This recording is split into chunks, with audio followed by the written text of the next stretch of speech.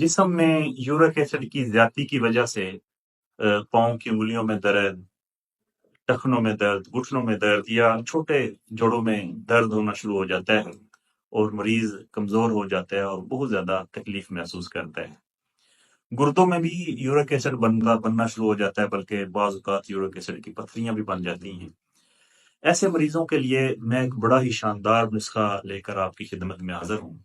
آپ نے 6 چیزیں لینی ہیں اور انہیں برابر وزن لے کر پیس لینے ہیں، اور یہ اگر کیپسول بھرنا چاہیں تو 1000 mg کا کیپسول صبح و شام استعمال کریں، وگرنہ آدھا چمچ چائے والا وہ آپ صبح و شام استعمال کر لیں۔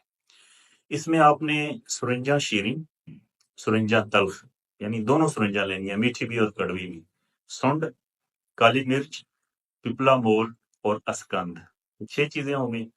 ان کو برابر وزن لے کر سکوپ بنا لیں، آپس میں مکس کر لیں، پھر کیپسول بھر کے 1000 mg کا صبح و شام استعمال کریں۔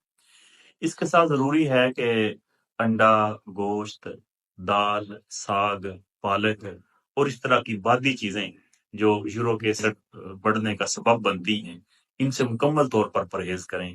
اسی طرح ٹھنڈے پانی سے پرہیز کریں تو انشاءاللہ تعالی یورک ایسڈ کی دردوں سے آپ نجات پائیں گے۔